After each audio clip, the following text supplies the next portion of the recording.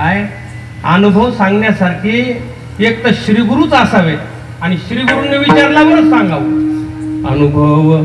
हो आणि साधू संतांनी अनुभव आले अंगा हे या जगा तसे. महाराज अध्यात्माचं क्षेत्र हे अनुभवाचं क्षेत्र आहे, शब्दाचं नाही. मी प्राध्यापक आहे, मी तिकडे 1-2 घंटे बोलतो, इथं बरोबर 1-2 घंटे बोलतो, काय अडचण त्याला. पण निश्चित शब्द असेल आणि शब्दाला जोडून अनुभव जर नसेल, मंडुकी वटवट तैसी दिगा. अनुभवाचं क्षेत्र आहे, परमार्थ अनुभवाचं क्षेत्र आहे. किती वर्ष झाले परमार्थ करता? नाही आम्हाला 40 वर्ष झाले. आता हे भूषण आहे का एवढा परमार्थ करून सांगत? दूत महाराज नेहमी म्हणायचे, ते म्हणायचे औषध कौर घ्या. 40 वर्ष झाले औषध, मग अजून बरं वाटत नाही का? औषध घ्या, रोग बरा करा, उरलं तर ती बाटली तशीच राहू द्याव, कारण त्यांनी आता प्रॉब्लेम होईल. तसं तुम्हाला विचारावं, परमार्थ कौरक करावं. नाही कौरही काही नका करू, जितक्या लवकर संपवता येईल तितक्या लवकर संपवा. काय संसार का परमार्थ? त्याने संसार तर करूच नका, ते तर दुःखाचं मुळे. मी परमार्थ बोलतोय, ऐकायला थोडं खटकू शकतं तुम्हाला. परमार्थ संपवा म्हणायला लागले महाराज. मी तरी कुठं माझ्या डोक्याचं बोलायला लागलो, मनाचं बोलायला लागलो. साधू संतांनी सांगावं, पटकन औषध घ्या, बरे वा, औषध टाकून द्या. अमृत अनुभवातली गोळी बघा. सांडोनी मिठपणाचा लोभू, मिठे सिंधुत्वाचा घेतला लाभू. देवी अहम देऊनी शंभू, शांभवी झालो. परवा जामवंत गडावर परमपूज्य अण्णांचं कीर्तन होतं. त्यांनी सुंदर दृष्टांत दिला. ते म्हणे मिठाची हाती आणि ती म्हणली म्हणे मी जाऊन पाहते समुद्रात, आणि तिने हाणली उड्या. आता काय करू, येईन वापस. ती अण्णांनी दिलेला दृष्टांत परवाचा. ती एकदा समुद्रात गेली, काय झाली? समुद्र रूप झाली महाराज. देव पहावयासी गेलो, देवची कोनिया ठेलो. लाली मेरे लाल की जित देखूं उत लाल. लाली देखन मै गई तो मै भी हो गई लाल. हो अरे लवकर देव, तुम्ही देव आहातच. आमच्या धूत महाराजांच्या शब्दात बोलायचं तर ते लय बोलायचं. अरे तुम्हाला देव व्हायचं का आहे? देव व्हायचं म्हणजे काय करायचं मला सांगा. अरे आहेच तुम्ही, कळलं ना तुम्हाला? फक्त एवढं त्यांचं बोलणं होतं. आमच्या आसाराम बाबांचं कीर्तनामध्ये सांगायचे काय भाव असायचा त्यांचा. कीर्तन 3-3 तास बाबांचं कीर्तन. बसल्यानंतर अगदी डोळ्याला धारा लागायच्या आणि त्या देवाला बोलवायचे ते. रंगा येई वो ये रंगा येई वो ये रंगा.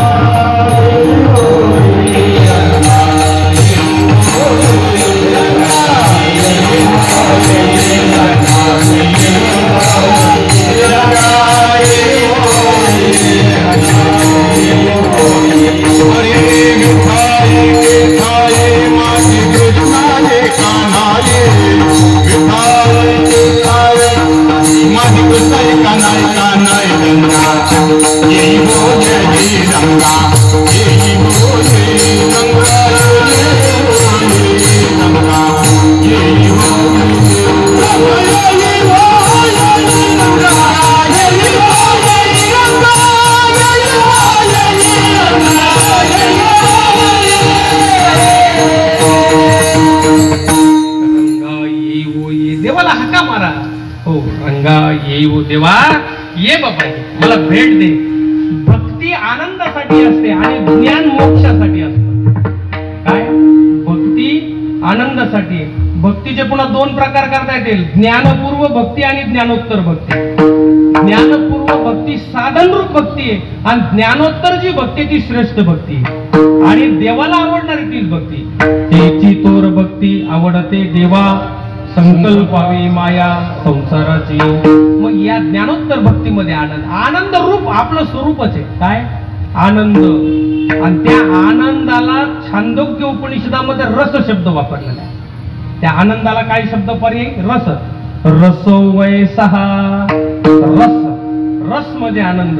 आणि तोच रस आम्ही पण सेवन करतो आणि सगळ्यांना वाटतो, असं आम्हाला अण्णांनी सांगितलं.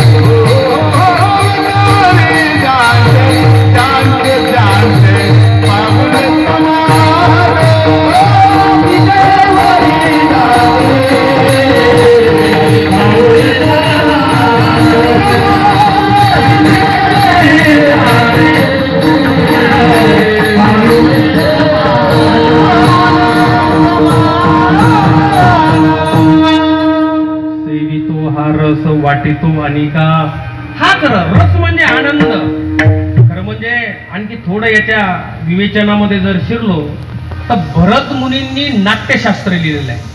भरत मुनींनी आणि त्यांच्या नाट्यशास्त्रामध्ये त्यांनी 7 रसांचं वर्णन केलेलं आहे. पुढे त्याच्यात संशोधन झालं पुन्हा 2 रस त्याच्यात टाकले. असे मिळून 9 रस झालं आणि त्याला लॉक केलं. म्हणजे आता पुन्हा वाढू नका कोणी. 9 रस काय? हास्य, बिभत्स, रौद्र, भयानक, हे सगळे रस आहे. आणि त्याच्यामध्ये एक शांत रस ऍड केला 9वा, शांत. म्हणून आमचे बाबा म्हणायचे कीर्तन हे शांत रसातच असावं, कारण हे सत्व गुणातलं आहे. म्हणून इथं शांत रसाच्या चाली, शांत रसातच विवेचन, त्याच्या शांत. कारण आपल्या सत्व गुणात ज्ञान होत असतं आणि रजतमो गुणाकडे ते बाकीचे रस नेत असतात. काय म्हणून सत्व गुणाच्या खरं म्हणजे 3ही गुण, त्रिगुण, असार, निर्गुण हे सार, सारासार विचार, हरिपाठ, विषय असा चाललाय. रस म्हणजे आनंद. आता सध्या रसाचं सीझन आहे. कोणता रस नाही कळला येऊ तर कळत ना आपल्याला. कोणता? आंब्याचा रस, ऊसाचा रस.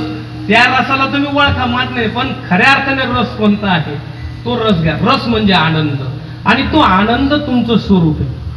परमपूज्य प्रातस्मरणीय आपले वेदांत वाचस्पती अण्णा, जगन्नाथ अण्णा, जगन्नाथ महाराज पवार हा वेदांत सांगायचे. खरं म्हणजे त्यांचेच उपकार आहे. कारण अगोदर त्यांच्याकडे ऐकायला गेल्यानंतर ते कळायला लागलं हळूहळू. हो, त्यांनी वर्णन करायचं. ते म्हणायचे आता खरं म्हणजे राहिलं नाही. आता गोधडी, ते नवीन पोरांना जर गोधडी विचारलं तर त्यांना कळणार नाही. आपल्याला पुढच्या पिढीला चित्रात दाखवं लागेल याला गोधडी म्हणते. पण आपण सगळे जुने आपल्याला माहिती आहे ना गोधडी. गोधडी नावाचं जे वस्त्र आहे ते जुन्या वस्त्राचं असतं का नव्या? जुन्या. ते म्हणायचे ते गोधडी अशी इकून घेऊन शिवायला गेलं तर फाटती, तिकडून शिवायला गेलं ती जी सतत फाटती तिचं नाव काय? गोधडी. काय? गोधडी जी सतत. तसं संसार फाटकाचे किती कुणीकडून शिवला म्हणजे संसार पूर्ण होईल. ती म्हणायचे रावणाचा पूर्ण नाही झाला तर तुमची माझी काय गत आहे. रावणाचा संसार म्हणजे दुःख आणि कुणाला दुःख, मला दुःख व्हावं असं वाटत नाही. मज लागे दुःख व्हावे आईसे कुणी भावेना जीवे. मला दुःख व्हा. आणि दुःखाची व्याख्या लक्षात घ्या. भगवद्गीतेत सांगितले जन्म, मृत्यू, जरा, व्याधी, दुःख, दोषानुदर्शनम, याला दुःख म्हटलेलं आहे. पुनरपि जननम पुनरपि मरणम पुनरपि जननी जठरे शयनम. हे संसारे करुदुस्तारे कृपया पारे पाहि मुरारे. भज गोविंदम भज गोविंदम भज गोविंदम मूढमते. काय वर्णन करावं आचार्यांनी, शंकराचार्यांनी. जन्म मरण मोठं दुःख आहे आणि ते देहाला धरल्यामुळं आहे. आणि तुम्ही देह नाही असा निश्चय आता कीर्तनात करा. मग काय तुम्ही? आमचे दूत महाराज म्हणायचे मी स्वयंप्रकाश सच्चिदानंद साक्षी आहे असं बोलायला लावायचे. ते पाठात मोठ्याने म्हणायचे. काय म्हणायचे? हो, मी स्वयंप्रकाश सच्चिदानंद साक्षी आहे. मग मी आत्मा एकदा कळलं की आत्मा आनंद रूप आहे आणि त्याचं वर्णन माऊलीने केलेलं आहे. आनंदुरे आजी आनंदुरे सबाह्य अभ्यंतरी अवघा परमानंदुरे. सबाह्य म्हणजे बाहेरही आणि आभ्यंतरी म्हणजे आतही. म्हणजे मी असं डुप्लिकेट नाहीये बाहेर आनंद दाखवायचा आणि आत दुःखी राहायचं. तसं नाही. हो, सबाह्य अभ्यंतरी अवघा परमानंदुरे. बर त्यांचाच अनुभव आहे का? नाही. तुम्ही वारकरी कोणत्याही संतांना विचारा. नाथ महाराजांनी विचारलं तर त्यांनी सुद्धा वर्णन काय केलं? हो, अवघेची त्रैलोक्य आनंदाचे आता चरणी जगन्नाथा चित्त ठेले. त्याचं कारण आहे महाराज. का तुम्हाला त्रैलोक्य आनंदाचं झालं? चैतन्याची शोभा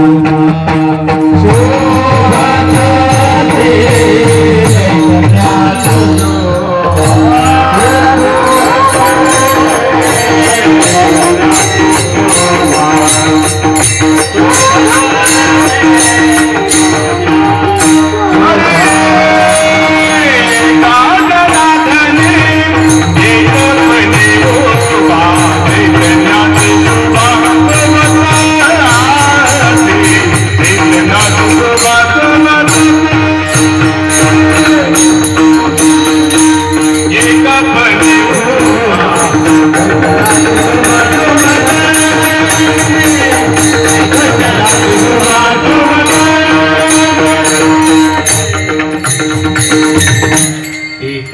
जनार्दनी एकपणे उभा चैतन्याची शोभा शोभतसे.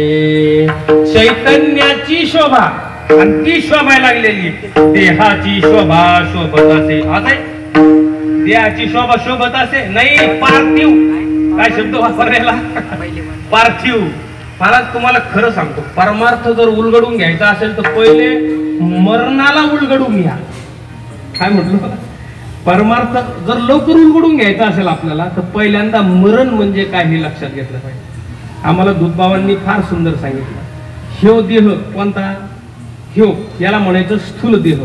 हा पंचमहाभूतांच्या पंचीकरणाचा आहे स्थूल देह. काय जन्मणारा आणि मरणारा कोणता देह आहे, तर हा स्थूल देह आहे. जाणारा आणि येणारा कोणता देह आहे, सूक्ष्म देह आहे. तो अपंचीकृत पंचमहाभूतांच्या 17 तत्वाचा आहे. पंच ज्ञानेंद्रिय, पंचकर्मेंद्रिय, पंचप्राण आणि अंतःकरणाच्या 2 वृत्ती मन आणि बुद्धी. 5 5 5 15 आणि मन बुद्धी 17. कोणी म्हणतं 17 नाही हो 18 आहे. 18 विरोध करायचाच नाही, मन बुद्धी चित्त. कोणी म्हणलं नाही नाही 19. बरं 19 मन बुद्धी चित्त अहंकार. एक जण म्हणलं तसं नाही 20 तत्वाचा. मी त्यालाही विरोध केला नाही, म्हणलं बरोबर आहे. मन बुद्धी चित्त अहंकार आणि अंतःकरण काय अडचण आहे, विरोध करण्यासारखं नाहीच नाही का. 20 तर 20 हरकत नाही. पण सूक्ष्म देह जातो येतो त्याचं नाव काय. कधी कधी घोटाळा होतो ना आपला, हो कस काय झालं, नाही रात्रीच गेले. अरे मग आता तिथून आलो त्यांना ठुल्याला तिथं, नाही नाही त्यांना आता ठुलं पण ते रात्रीच गेली होतं का नाही आपलं.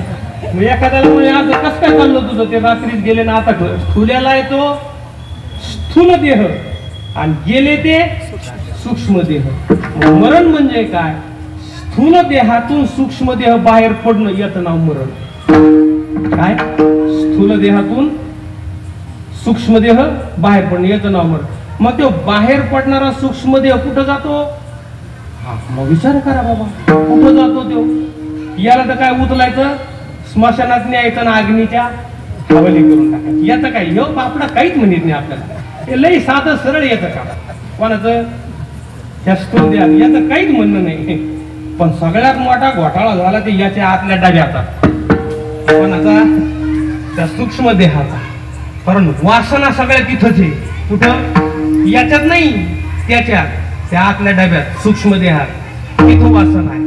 आणि जन्म का घ्यावा लागतो, नाथ महाराजांनी त्याचं वर्णन केलेलं. काय जन्म घेणे लागे वाचने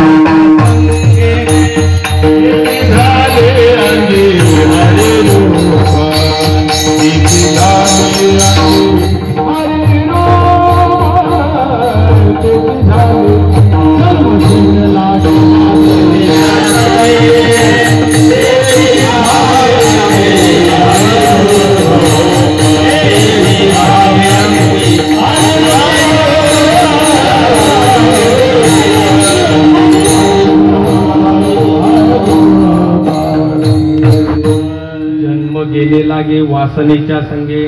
तुकोबरा म्हणतात जन्म घेणे लागे पातकाचे संगे.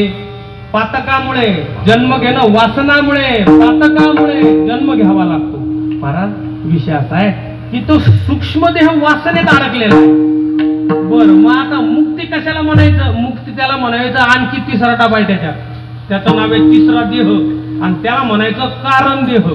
आणि कारण देह म्हणजे अज्ञान. आणि मग काय करायचं, ज्ञानाने कारण देह उडून टाकला की हे 2 मोकळे होऊन जातात. याला कुंडी बांधलेली कुठं.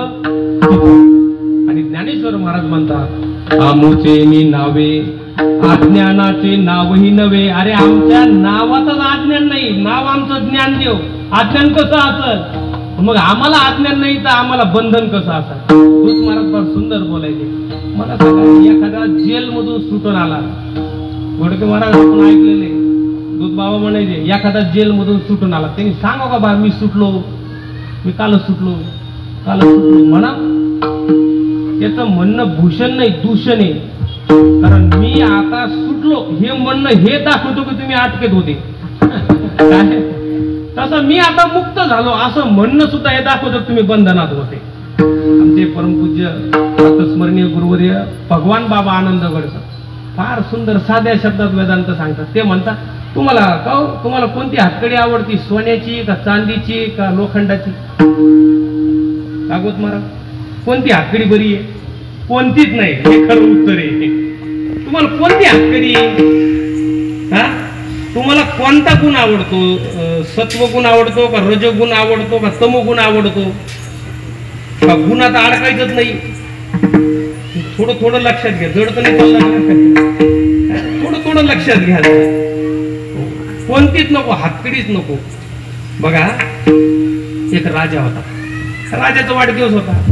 राजाचा वाढदिवस असल्याने राजाने सांगितलं, प्रधानजी आला, काय मला उद्या माझा वाढदिवस आहे आणि मला असं वाटतं की आपल्या जेलमध्ये जेवढे कैदी आपण सोडून द्या. असं म्हणल्याबरोबर त्या प्रधानाला धसकन झालं. त्यामुळे राजाला आज्ञा द्यायला काय लागतं, पण आम्ही कशा मुश्किलीने पकडलोय त्यांना. आणि हे काय जाऊन काय कीर्तनात जाऊन बसणार आहेत का? सगळे हे सोडून दिलं काय कीर्तनात येऊन बसणार आहेत का? मग ते म्हटलं, महाराज मला असं वाटतं की आपण काय करावं, एका एकाला आपल्या समोर उभा करावं. आपण त्यांना विचारावं काय पाहिजे तुम्हाला, जे पाहिजे ते देऊन टाका. आता राजा असतो तो ना, हो बरोबर, तसंच का. दुसरा दिवस उजळला, राजा दरबारात आला, एक एक कैदी हाजीर हो आला समोर. मग राजाने म्हणा, काय पाहिजे तुला? आता कैद्याने काय मागावं? म्हणला, महाराज 5-10 वर्ष झाली तिथं राहायला लागलो, पण लयच मच्छर डसत काही करा, पण एक ऑलआउट द्या. कोणी मागितलं त्या कैद्याने देऊन टाका ऑलआउट, जाऊ द्या आतमध्ये. कारण त्या प्रधानाला विश्वास होता की हे किती आकलीची. दुसरा आला, काय पाहिजे तुला? ते म्हणला, काय नाही, गाद्यालाही जुन्या झाल्या, जरा नव्या द्या तर देऊन टाका यांना गाद्या, जाऊ द्या. असं कुणी काही मागायला. आता तुम्ही बंधनात राहून सोय करायला का सुटण्याची सोय करायला लागली? थोडक्यात आपला विचार करण्याचा. एक म्हातारा 60-65 वर्षाचा समोर आला, काय पाहिजे? 2 फटके हाना पण सोडा. काय म्हणला? 2 फटके मारा पण. आता कोण हुशार म्हणावं? मग आम्ही नाही, दृष्टांत संपला. मी दृष्टांतासाठी नाही सांगितलं, सिद्धांतासाठी सांगितलं. दृष्टांताचा सिद्धांत काय? तुम्ही संसारात राहून सोय केलेली बरी का संसारातून सुटण्याची सोय बरी? नाही, त्या कायद्याची तुमची माझी अवस्था एकच आहे का बरी आहे जरा वेगळी आहे?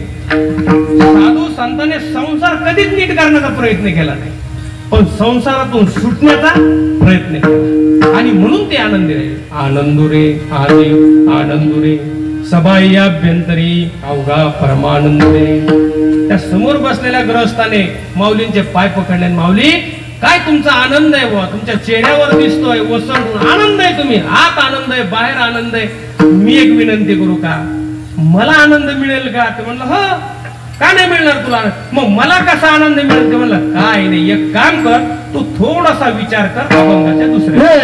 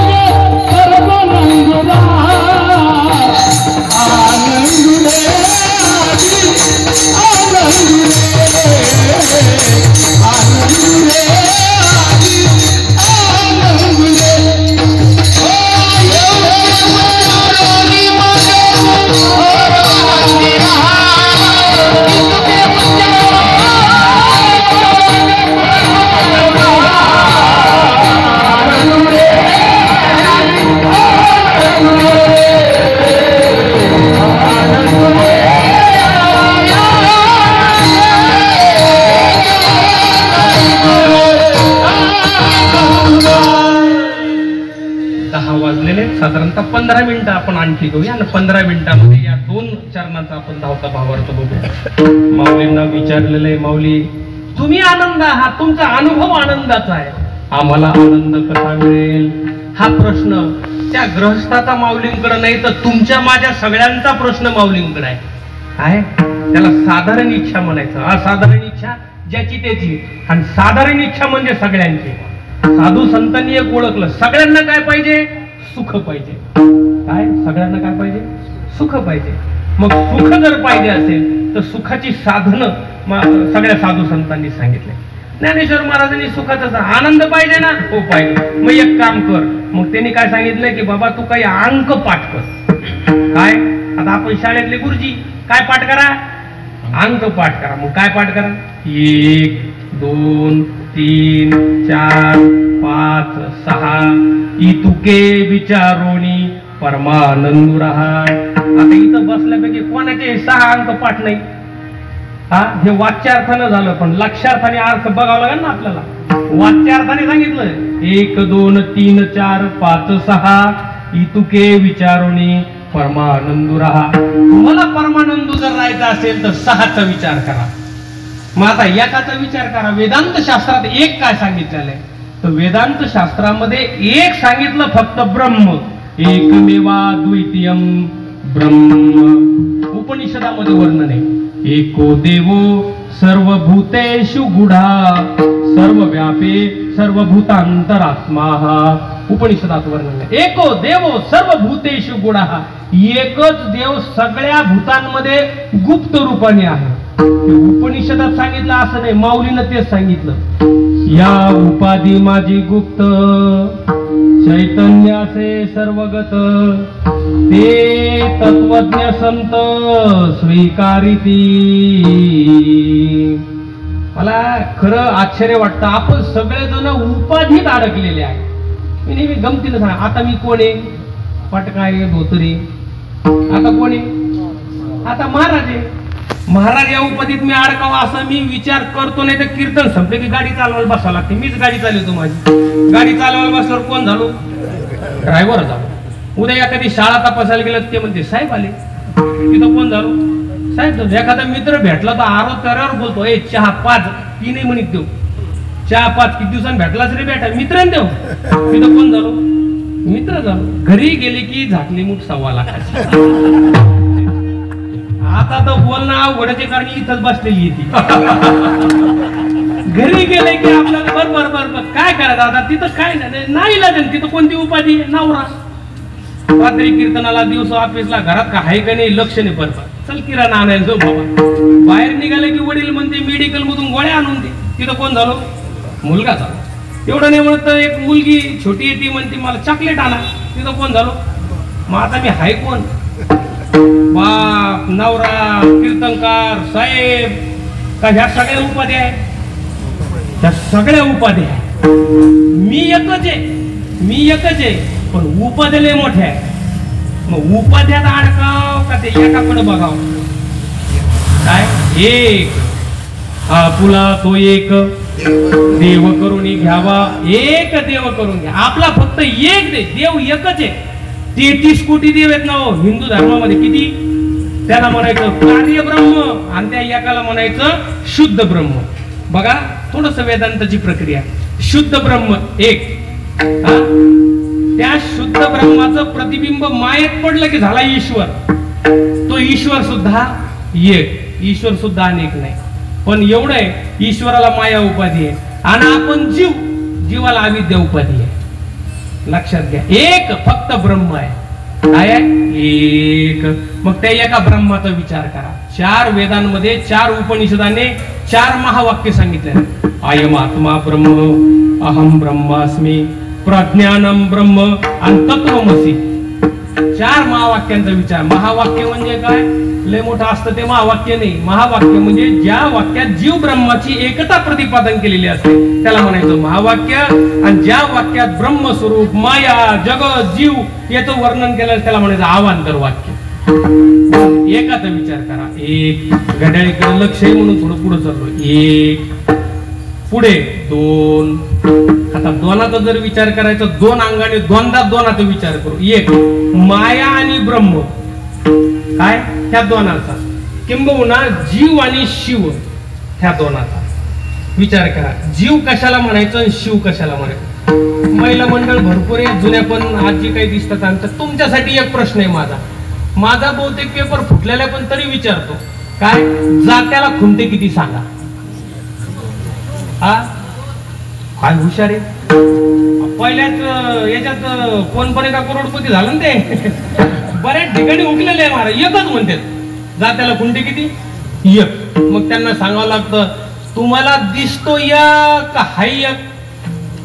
दिसतो एक, दुसरा दिसत नाही पण त्या खुंट्याच्या आधारावर दिसणारा खुंटा चालवतो. दुसरा दिसत नाही पण तो असतो आणि आधार असतो.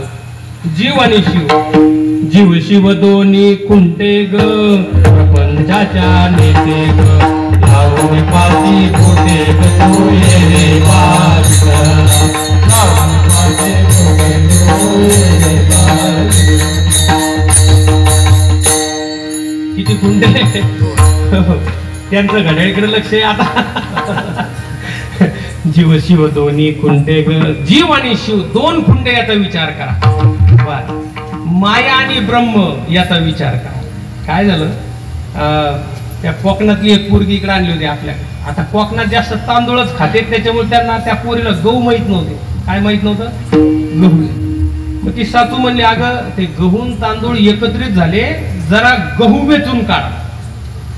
ते म्हणले सासूबाई गहू कशाला म्हणते मला माहित नाही. सासू हुशार होती. सासू म्हणे गहू नाही कळत का मग तांदूळ वेचून काढ. आता तांदूळातून गहू बाजूला काढला तर उरला आणि त्याच्यातून जर तांदूळ बाजूला काढला तरी उरला गहू. म्हणजे कशातून काही काढलं तर उरत. दोनचा विचार करतात. तुम्हाला माया जरी कळली तर उरलं ते ब्रह्म आणि ब्रह्म कळलं की प्रातिभाषिक सत्तेत गेली ती माया. दोन्ही पैकी काहीतरी कळा. हो त्याला त्या माया ही प्रातिभाषिक सत्तेतली. असो दोनांचा विचार करा. तीन तीनांचा विचार आपण आत्ताच केला. तीन देह स्थूल देह सूक्ष्म देह आणि कारण देह. कारण देह अज्ञान. कारण देह काढायचा असेल तर ढाकणे सर महाकारण देह मानावा लागतो. महाकारण देह म्हणजे ज्ञान आणि ज्ञानाने काय करायचं अज्ञान घालून टाकायचं. सोपा दृष्टांत देतो. तुम्ही आपण सगळे वावरात जाणारे शेतात जाणारे म्हणजे पायात काटा खुडला काय करतो आपण. हा मोठा काटा घेतो आणि मोठ्या काट्याने पायात किती उपकार यायचे कोणाचे त्या काट्याचे. काय केले यांनी पायातला ठसठसत असणारा काटा यांनी काढून दिला ना आम्हाला दुःखमुक्त केलं. फार दुःखद होतं. मग ह्या काट्याने ह्यो काटा का किती उपकार यायचे. मग आता ह्या काट्याचं करायचं काय. या काट्याचं काय करायचं व्यवहार कळतो आम्हाला. कारण इतकुशा काट्याने एवढा त्रास दिला तर ह्यो मोठा काटा किती त्रास देईन.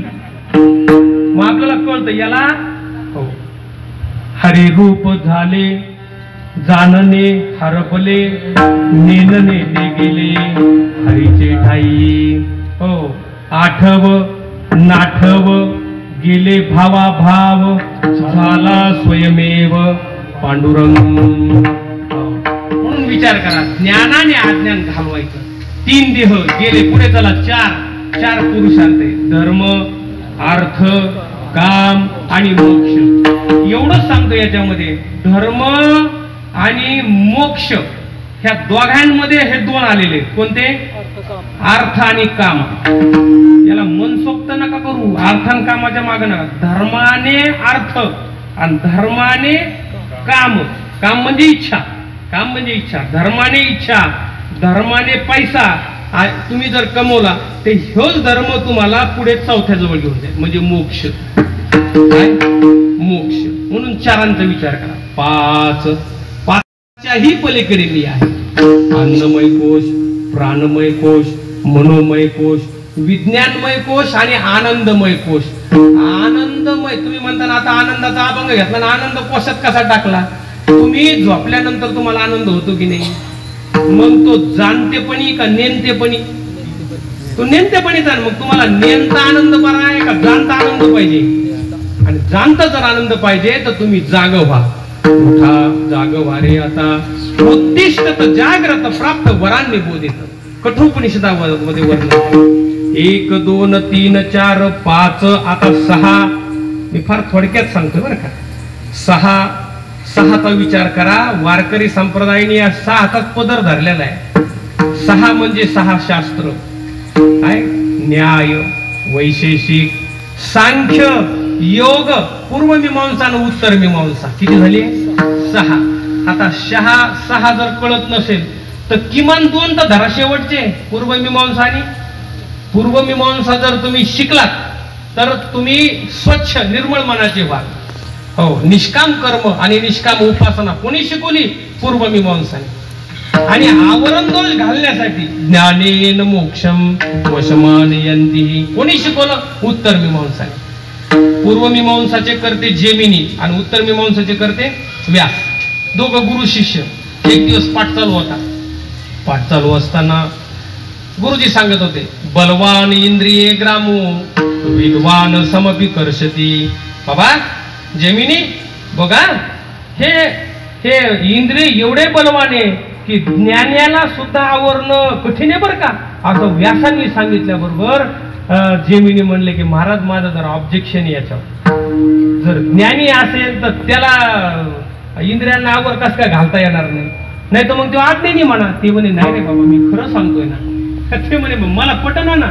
ते म्हणे तुला पटेपर्यंत पाठ बंद आपला, तुला पटल्यावर पाठ सुरू करू. पाठ बंद झालेला आहे. पावसाळ्याचे दिवस होते. व्यास महर्षींनी सांगितले जेमिनी आश्रम सांभाळ, मी जरा 4 धाम करून येतो, देवदेव करून येतो, तीर्थाला जाऊन येतो. ते म्हणे काय हरकत नाही करू, मी सांभाळतो. व्यास महर्षी गेलेले. पावसाळ्याचा दिवस होता. आश्रमात सगळे झोपलेले.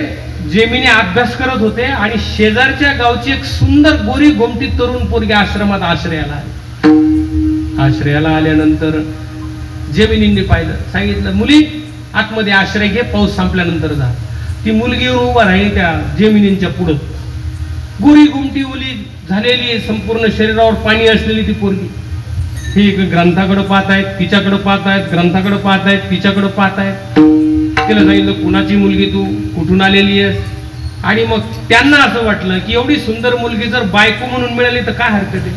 मग त्या क्षणी त्यांनी तिला मागणी घातली, माझ्याशी लग्न करशील का? मी जेमिनी. ते म्हणे महाराज तुम्हाला कोण ओळखत नाही, माझं भाग्य आहे. ते म्हणे पण मला आता लग्न करायचं तुला. हा आता? म्हणजे वडिलांना विचारायला लागेल आता कसं? नाही म्हणे मला आता लग्न करायचं. पण ते म्हणे हरकत नाही मी करते, पण माझी एक अट आहे. काय अट आहे? पण माझी अट अशी आहे की तुम्ही मला पाठीवर घ्या आणि या आश्रमाच्या 5 फेऱ्या पूर्ण करा. ती मुलगी म्हणते. जेमिनी विचार करतायत माझे गुरुजी इथं नाही, हे आचार्य विद्यार्थी झोपलेले. मी जर हिला पाठीवर घेतलं आणि 5 फेऱ्या केल्या आश्रमाच्या, कोण पाहणार आहे मला? हे कोण विचार करताय? संकल्प विकल्प मन. हरकत नाही म्हणे. पाठीवर घेतलंय, 4 फेऱ्या पूर्ण केली. 5वी फेरी पूर्ण करून खाली सोडला आणि माग वळून पाहते. ती काय पोरगी होती का? व्यास महर्षी प्रगट झाले, फक्त एक वाक्य उच्चार, बलवान इंद्रिये ग्रामो विद्वान समपि कर्षती. तुला पटलं का? त्यांनी साष्टांग दंडवत करून नमस्कार केला. म्हणजे चला आता पाठ सुरू करू पुढचा. मी सांगतो ते खरं आहे.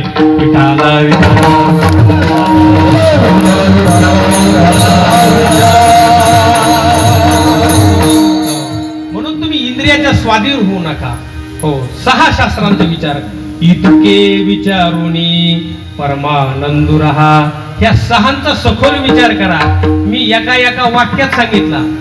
एक वर्ष याच्यावर पाठ चालत येत तेव्हा थोडं थोडं कळतं. आदरणीय गुरुवर्य विनायक महाराज अष्टेकर आहेत, साखरे परंपरेतले आहेत. काय पाठाचं महत्व आहे महाराजांनी सांगावं. हो, अगदी ह्या ज्ञानाचं संपूर्ण साखरे संप्रदायाने काय केलं? ज्ञानाचाच प्रचार केलेला. 6चा विचार करा. इतुके विचारुनी परमानंदू रहा. हा विचार करत असताना या विचारात आपली बुद्धी तल्लख व्हावी याच्याकरता त्या विठ्ठलाचं सुद्धा नामस्मरण केलं पाहिजे. म्हणून सगळे जण येतात विठोबा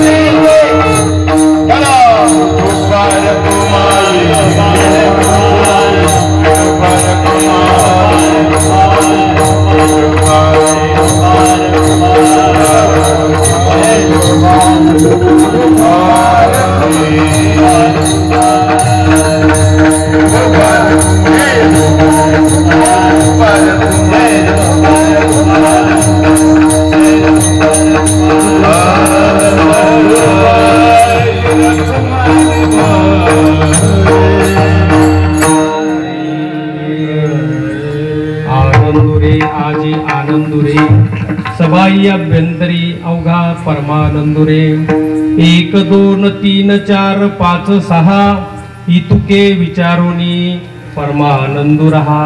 इतक्याचा विचार करा आणि आनंदात राहा. आनंद मालक आहे आणि दुःख पाहुणा आहे. दुःख येतं जातं पण आनंद कायम राहतो. ब्रह्मानंदम परम सुखदम केवलम ज्ञानमूर्तिम द्वंद्वातीतं गगन सदृशं तत्त्वमस्यादिलक्ष्यम् एकं नित्यं विमलमचलं सर्वादि साक्षीभूतं भावातीतं त्रिगुणरहितं सद्गुरुं तन्नमामि. संपूर्ण विशेषण हे आनंदाला धरून आहेत. संपूर्ण विशेषण ब्रह्मतत्वाला धरून आहेत. संपूर्ण विशेषण गुरूंना वापरलेले आहेत. आणि गुरु आहे गुरु साक्षात परब्रह्म. गुरु साक्षात परब्रह्म आहे. म्हणून तस्मै श्री गुरुवे नमः. म्हणून यात सहांचा विचार करा. सहांचा विचार करून परिपक्व झाला. आता मात्र तुम्हाला ज्ञान झालं पण निष्ठं ज्ञान उपयोगाचं न लय डेंजर असतं. काय नवल अहंकाराचे गोठी विशेषण लगे अज्ञाना पाठी सज्ञानाच्या झोंबे कंठी नाना संकटी नाचवी. त्या ज्ञानाला भक्तीची जोड असली पाहिजे. आणि म्हणून माऊली म्हणतात हे बघ सहाचा विचार करून तुला ज्ञान झालं ना. हो ज्ञान झालेल पण एक काम कर. आता ज्ञान झालं ना. आता तू आणखी काय कर. 7व्याचा ना 8व्याचा विचार कर. महाराज शेवटच्या चरणात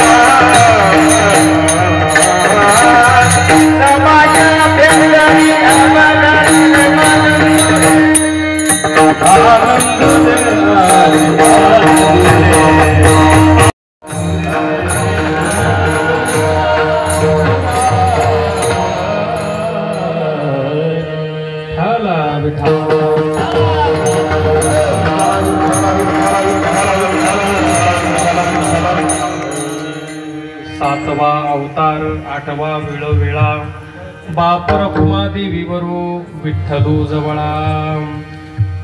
दुसऱ्या चरणामध्ये 6 गोष्टींचा विचार केल्यानंतर ज्ञान होतं, पण ते ज्ञान टिकण्याकरता भक्तीची गरज आहे. केवळ कोरडं ज्ञान उपयोगाचं नाही, म्हणून शेवटच्या चरणामध्ये पुन्हा माऊली म्हणतात 7वा अवतार 8वा. म्हणजे 7वा अवतार तुम्ही 8वा. आता 7वा अवतार कोणता? आमच्या अण्णा रामायण सांगत असतात है की नाही. 7वा अवतार म्हणजे प्रभू रामचंद्राचा. काय सुंदर कोटी आहे बघा. 7वा अवतार 8वा हे एक, 7वा अवतार 8वा असं जर केलं की 7वा अवतार रामाचा आणि 8वा अवतार कृष्णाचा. म्हणजे काय करा, राम कृष्ण हरी 8वा. 8वा नाही म्हणा वेळोवेळा रामकृष्ण हरी विठ्ठल केशवा.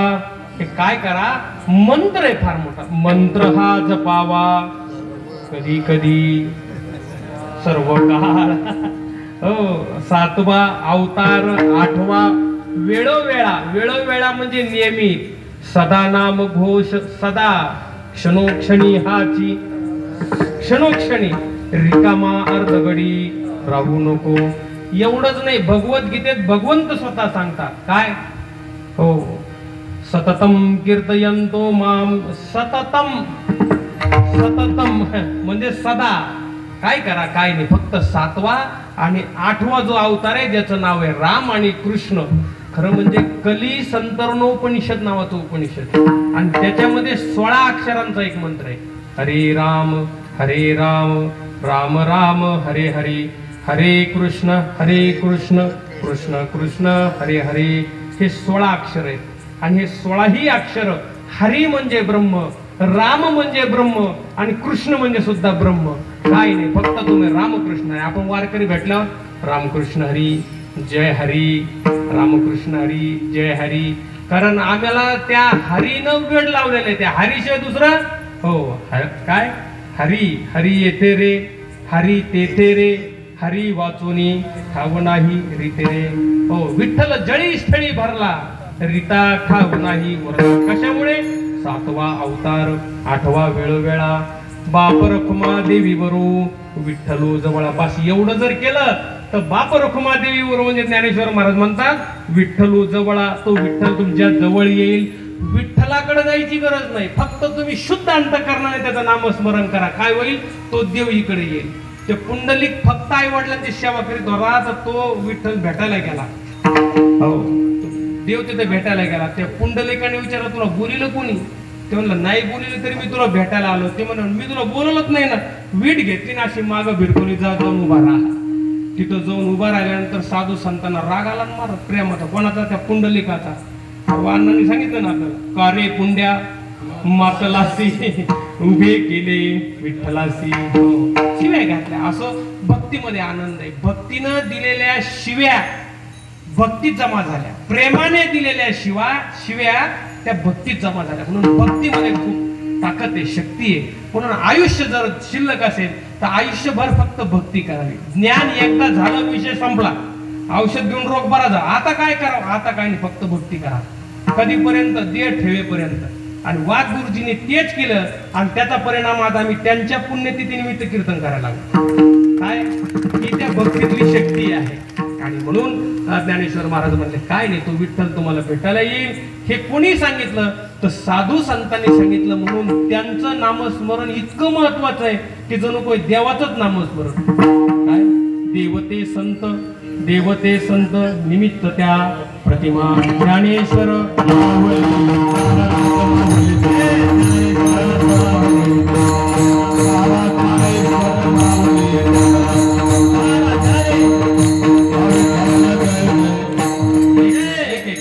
आपण काय करूया, थोडस 1 मिनिट फक्त भजन करू. सगळ्यांनी हात वर करायचे, सगळ्यांनी छान. आणि सगळे मिळून आपण भजन करू. तुकाराम तुकाराम तुकाराम.